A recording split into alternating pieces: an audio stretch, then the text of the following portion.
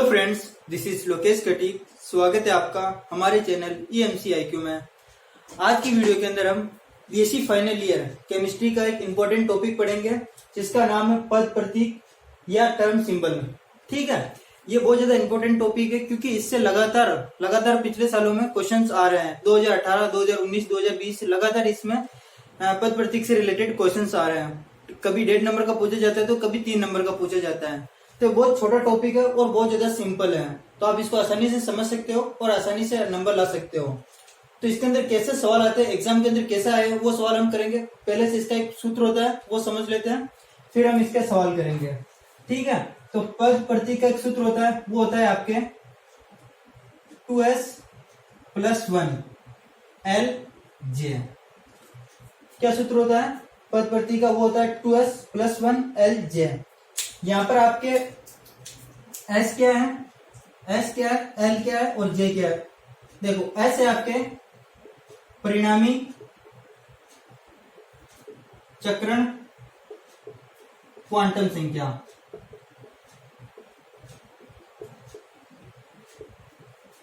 L है आपके परिणामी द्विगंशीय क्वांटम संख्या, और J है आपके कुल परिणामी क्वांटम संख्या।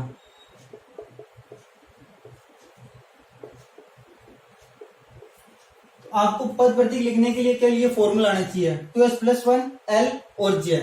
जहां पर S, L, J क्या होता है वो मैंने आपको लिख दिया है। अब देखो एग्जाम के अंदर क्वेश्चन कैसे आते हैं।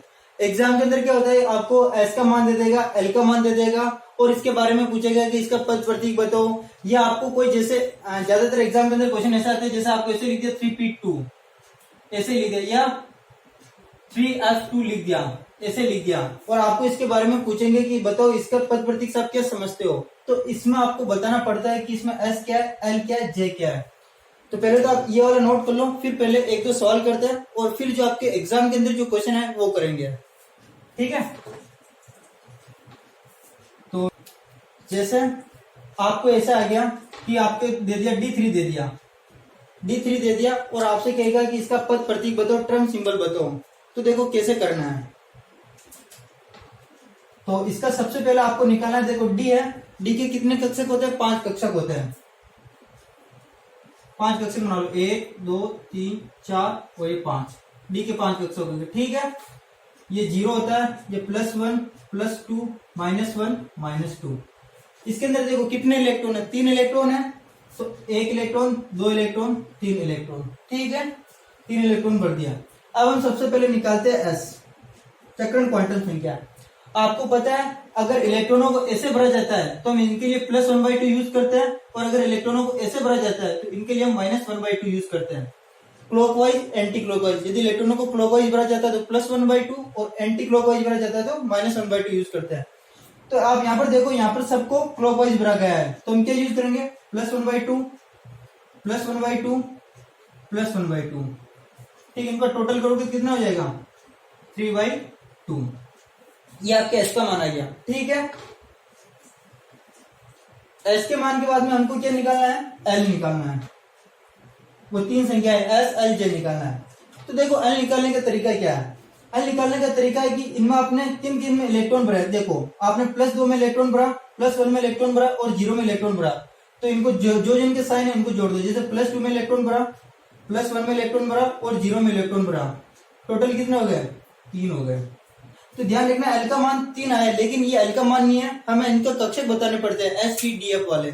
तो देखो ये आप थोड़ा ध्यान रखना कि अगर 0, 1, 2, 3, 4, 5 ऐसा है तो 0 आता है तो आपको पता क्या होता है S होता है, 1 आता है तो P, 2 आता है तो D, 3 आता है तो F, 4 आता है तो G और H।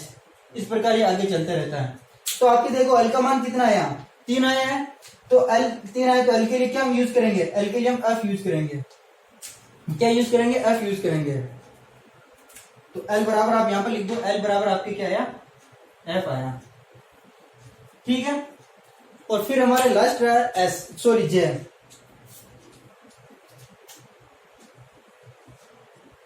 अब हमको निकालना है जे।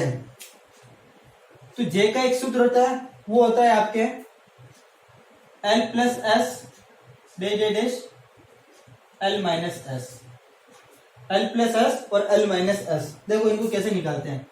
एल का मान कितना आया, एल का मान 3 आया, तो 3 प्लस एस कितना आया 3/2, तो 3/2 डैश 3 माइनस 3/2।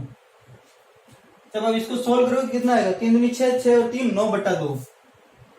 और ये आपके कितना आया 3 दूनी 6, 6 में 3 गया तो 3/2। अब देखो आपको क्या करना है, इनके बीच में भी संख्या लिखनी, वो कौन सी लिखनी है, इसमें से एक एक कम करते जाओ। जैसे 9/2 में से एक कम करोगे क्या आएगा 7/2, 7/2 में से एक कम करोगे क्या आएगा 5/2, और 5/2 में से एक कम करोगे तो 3/2 आएगा।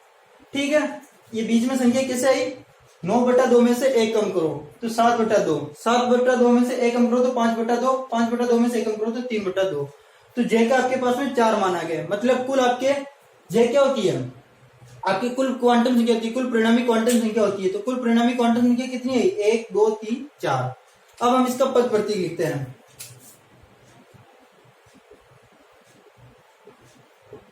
पद प्रतीक सूत्र क्या होता है इसका 2s + 1 l j। तो देखो 2 s का मान कितना आया 3/2 प्लस 1 l का मान कितना आया, l का मान f आया, तो यहाँ पर f लिखना कैपिटल F। और j का मान देखो 4 आया, तो हमें इनको 4 बार लिखना पड़ेगा। तो इसको पहले सिंपल सोल्व कर लेते हैं। कट जाएगा, ये आपका आएगा, कट गया 3 और 1 4 आया, कितना आया 4f। और अब आपको एक बार ये लिखना है। जैसे एक बार आप लिखोगे 9/2, एक बार आप लिखोगे 4f 7/2, एक बार आप लिखोगे 4f 5/2, और एक बार आप लिखोगे 4f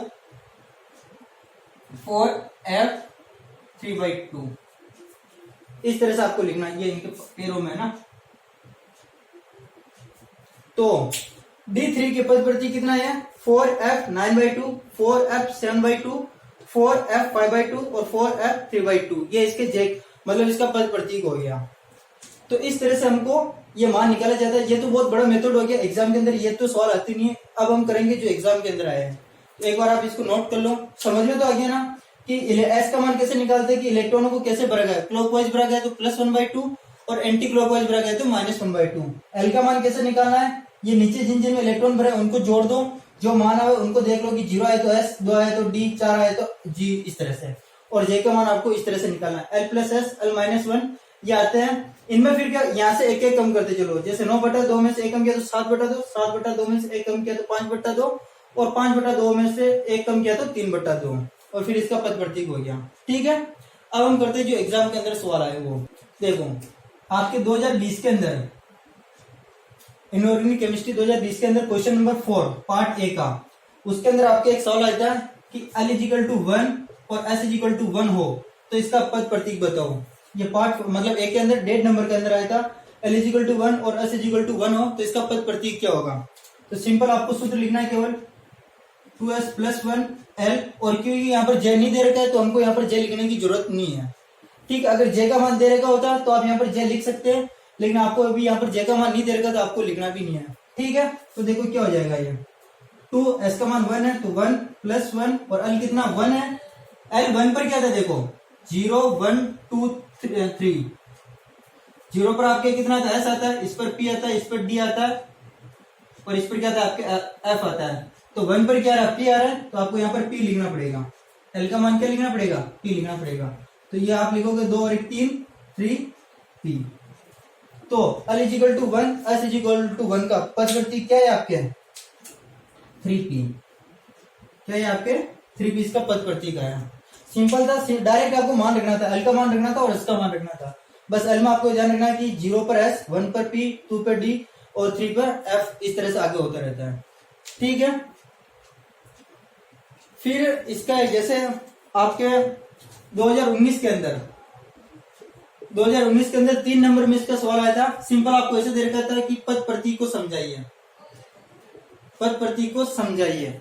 तो इसके अंदर आपको क्या करना है, देखो इसके अंदर सबसे पहले तो आपको फॉर्मूला लिखना है, जो भी हमने फॉर्मूला लिख रहे ये वाला 2s+1l, और यहाँ पर j भी लिखना है फॉर्मूले के अंदर, यह फॉर्मूला लिखना है। फिर s क्या है, l क्या है, j क्या है, उनके नाम लिखना है, और फिर आपको एक एग्जांपल करना था। आप ये एग्जांपल भी कर सकते हो, या जैसे अभी D3 वाला किया था वो कर सकते हो आप, है ना।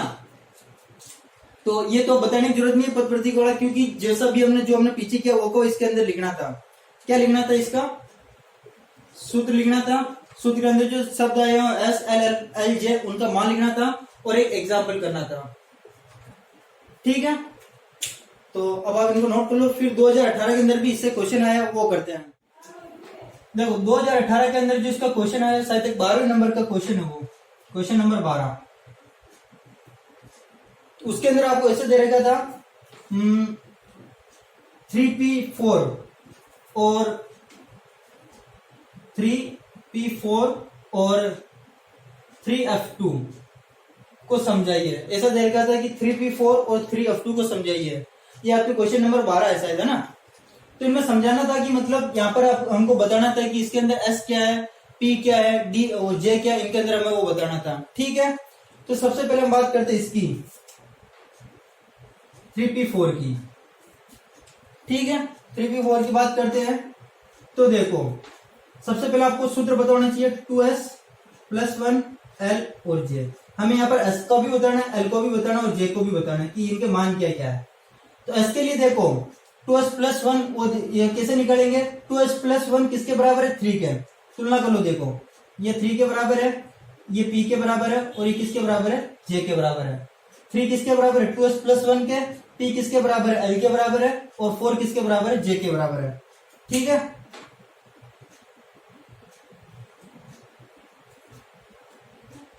तो देखो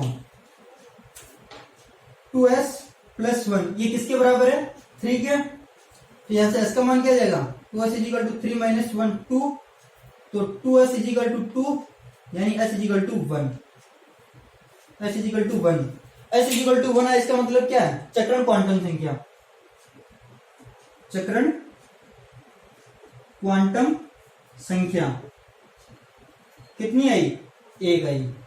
उसके बाद में हम क्या निकालते हैं, l निकालते हैं। तो देखो l कैसे निकलेगा,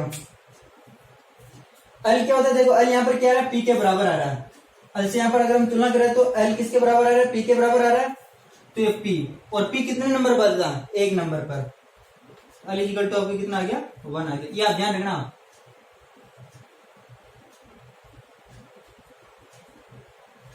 ठीक है, p कितने नंबर पर आता है, 1 नंबर पर आता है। तो l का मान कितना आ गया, 1 आ गया। l यानी द्विगंशीय क्वांटम संख्या। और एक आपके क्या बचा, j। तो यहां से अगर आप तुलना करोगे तो j का मान किसके बराबर है, 4 के बराबर, j = 4। और j आपके क्या होता है, कुल परिणामी क्वांटम संख्या।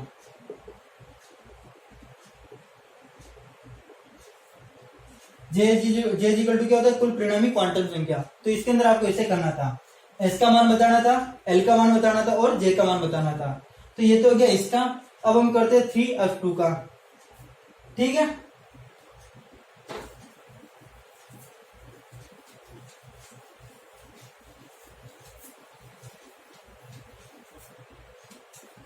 थ्री एफ टू है ना।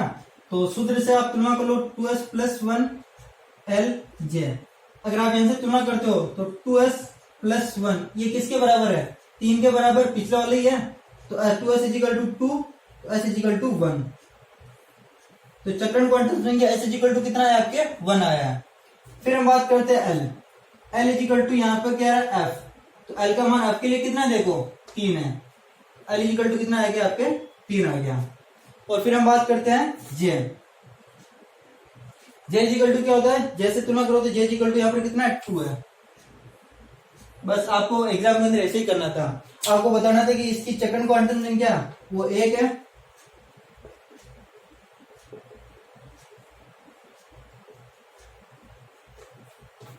और l क्या है आपके, द्विगुणित क्वांटम संख्या वो कितनी है, 3 है।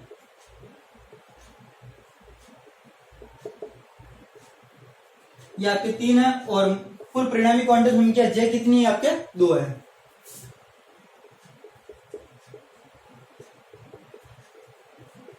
कुल परिणामी क्वांटम नंबर या संख्या, ठीक है।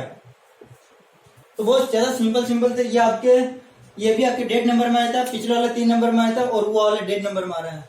तो ये मैंने अभी 2018, 2019, 2020 के अंदर जो सवाल आए थे वो हमने कर लिया है, ठीक है। तो आप देख पा रहे हो बहुत ज्यादा सिंपल है, एक बार प्रैक्टिस करना आपको समझ में आ जाएगा। Thank you.